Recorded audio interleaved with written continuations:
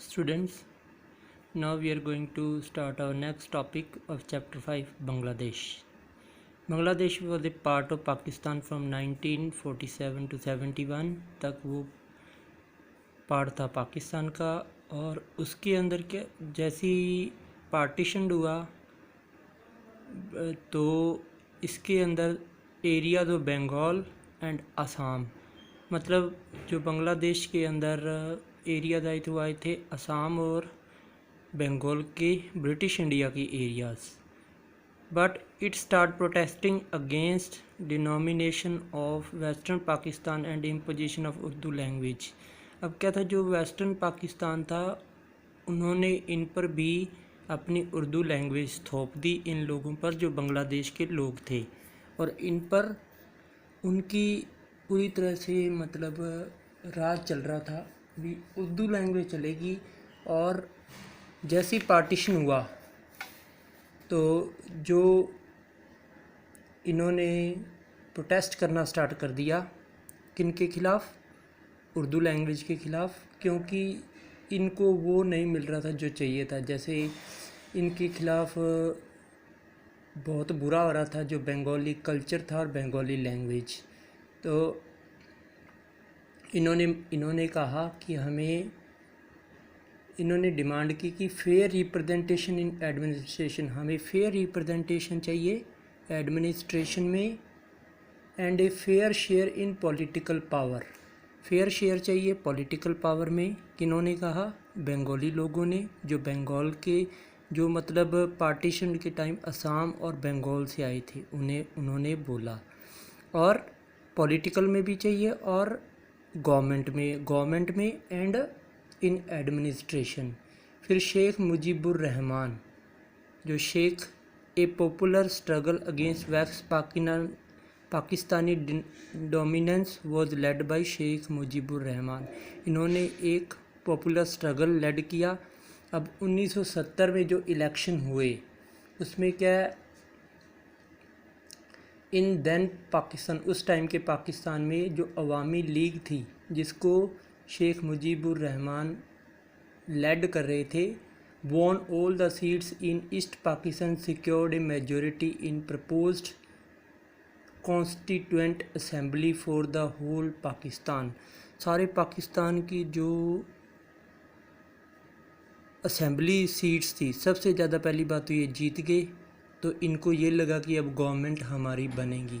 लेकिन जो वेस्ट पाकिस्तान था, but the government denominated by West Pakistani leadership refuse to convene the assembly. उन्होंने assembly बुलाने से मना कर दिया, इनको अपनी गवर्नमेंट बनाने से मना कर दिया, इन्हें असेंबली में बैठने से मना कर दिया शेख मुजीबुर रहमान। और जो शेख मुजीबुर रहमान था उन्हें जनरल याहिया खान, जब पाकिस्तान का जो बांग्लादेश पार्ट था उसके अंदर सिविल वॉर हुआ, तब जनरल याहिया खान ने इन्हें अरेस्ट करवा दिया शेख मुजीबुर रहमान को। तो शेख मुजीबुर रहमान के जैसे अरेस्ट हुआ तो उनके ख़िलाफ़ मास प्रोटेस्ट हुआ, और उसको सप्रेस करने के लिए पाकिस्तान आर्मी ने बहुत ज़्यादा कशमकश की, बहुत ज़्यादा लोगों पर जुल्म ढाए, क्योंकि ये बंगाली लोग थे। 1000 were killed by the Pakistani, हज़ारों लोग मारे गए। और इंडिया के सामने बहुत बड़ी रिफ्यूजी प्रॉब्लम क्रिएट हो गई थी। तो इंडिया के लोगों ने, जो इंडिया की गवर्नमेंट थी, उसने सपोर्ट किया ईस्ट पाकिस्तान को इंडिपेंडेंट होने के लिए और उसे अपना एक देश बनाने के लिए। The government of India supported the demand of people of East Pakistan, help them. This led to a war with Pakistan in December 1971। Bangladesh was formed as an independent country after the end of the war. अब India ने इन्हें जो बांग्लादेश बनाने के लिए military के रूप में भी हेल्प की और फाइनेंशियली भी हेल्प की। इससे पाकिस्तान आर्मी ने जब इंडिया के सामने सरेंडर कर दिया तो तब Bangladesh as a independent country बन गया। अब जैसे a constitution was adopted by Bangladesh declaring faith in secularism, secular होगा, हर धर्म, democracy and socialism, socialist society होगी और उसे ये मानेंगे।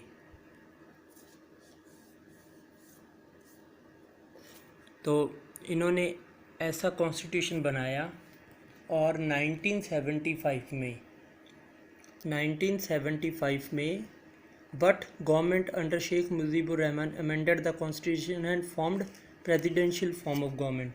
1975 में शेख मुजीबुर रहमान ने कॉन्स्टिट्यूशन को अमेंड करके पार्लियामेंट्री जो गवर्नमेंट थी उसको चेंज कर दिया प्रेसिडेंशियल फॉर्म ऑफ गवर्नमेंट में।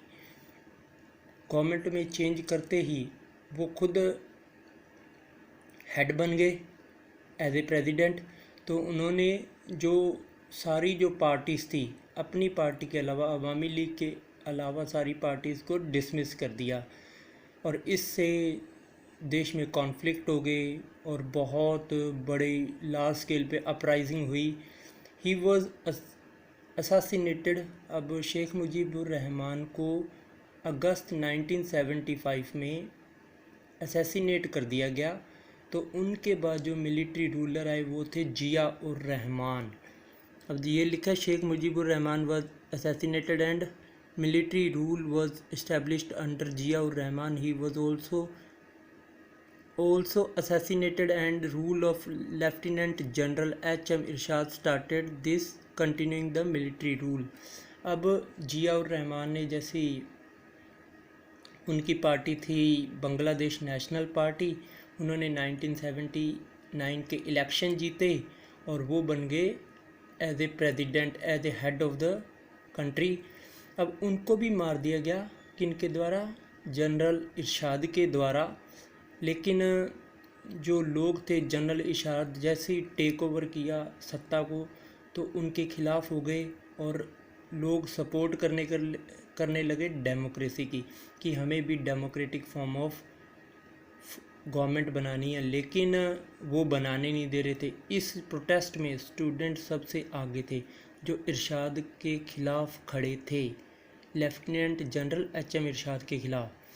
लेकिन इसके बाद उन्हें 5 साल के लिए प्रेसिडेंट चुना गया।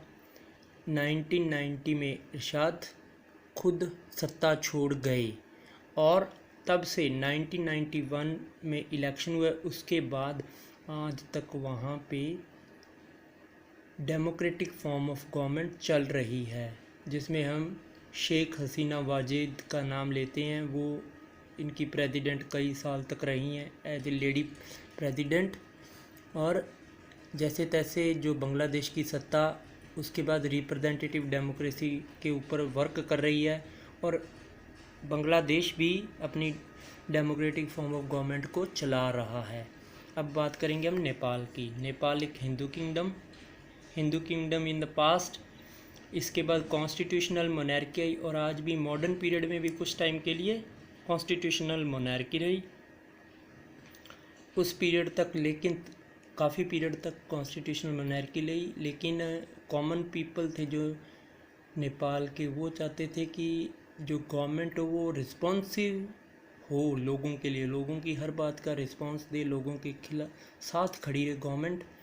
तो लोगों ने जब कहा कि ओपन फॉर्म ऑफ गवर्नमेंट हो, तो इस बात को लेकर जब लोगों ने कुछ राजा के खिलाफ खड़े हुए तो राजा ने आर्मी की कंट्रोल के साथ गवर्नमेंट को अपने अंडर में ले लिया और डेमोक्रेसी को फैलने से रोक दिया।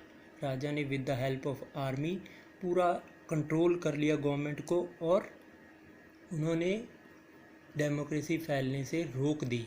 लेकिन 1990 में किंग ने एक्सेप्ट कर लिया कि क्यों ना नया डेमोक्रेटिक कॉन्स्टिट्यूशन बनाया जाए।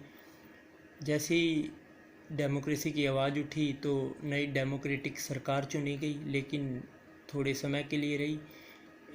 फिर in the wake of strong pro democracy movement the king accepted the demand of new democratic constitution in 1990। अब फिर जो वहाँ के मेओइस्ट थे नेपाल की, उन्होंने इस बात को फैलाया बहुत जगह कि क्यों ना हम डेमोक्रेटिक फॉर्म ऑफ गवर्नमेंट आए। वो ये मानते थे कि राजा के खिलाफ़ या जो बड़े लोग हैं उनके खिलाफ़ आप विद्रोह से ही जीत सकते हो, उनके खिलाफ़ आप लड़ो हथियारों के साथ, उन्हें हराओ और ख़ुद जीतो और ख़ुद राज करो। अब इसके कुछ समय बाद क्या हुआ, वहाँ पे triangular there was a triangular conflict among democratic जो लोग थे उनके वो मेयोइस्ट और राजा की जो फोर्स थी monarchist, which led to the abolition of parliament and dismissal of government in 2000 by the king। फिर इन तीनों के बीच में ट्रायंगुलर कॉन्फ्लिक्ट हुआ, मेविस्ट गोरिल्लास और जो मोनार्किस्ट फोर्स थी इनके बीच में, और 2002 में सरकार ने पार्लियामेंट को डिसमिस कर दिया, गवर्नमेंट को, ending even the limited democracy that existed in the Nepal. 2002 में बिल्कुल डेमोक्रेसी ख़त्म कर दी। In April 2006 after a pro democratic movement the king was force to restore the house of representative that had been dissolved in April 2002। इन्होंने दोबारा से क्योंकि king के खिलाफ लोग खड़े हुए, बहुत बड़ा प्रोटेस्ट चला, प्रो डेमोक्रेसी फोर्सेस थी, उन्होंने पहली मेजर विक्ट्री ये थी कि उन्होंने हाउस ऑफ रिप्रेजेंटेटिव को दोबारा बहाल करवा दिया। और ये जो नॉन वायलेंट मूवमेंट था ये लेड किया गया था 7 पार्टी अलायंस के द्वारा, और उसमें 7 पार्टी अलायंस के लोग थे, मेओइस्ट थे और सोशल एक्टिविस्ट थे। अब नेपाल धीरे धीरे डेमोक्रेसी की तरफ जा रहा है। इस समय नेपाल ऐसे चेंजेस से अंडरगो कर रहा है कि वो formation of constituent assembly that will write of the constitution of Nepal, constituent assembly बना रहा है ताकि उसका दोबारा से कॉन्स्टिट्यूशन लिखा जाए। लेकिन कुछ लोग मानते हैं कि वहाँ पे मोनार्की, नॉमिनल मोनार्की होना चाहिए, क्योंकि ताकि ये अपने जड़ों से जुड़ा रहे। नेपाल की नॉमिनल मोनार्की नेपाल में होना ज़रूरी है ताकि राजा का थोड़ा बहुत शासन रहे, और जो वहाँ के अब अपने पास से लिंक करने के लिए उसे नॉमिनल मोनार्की चाहिए।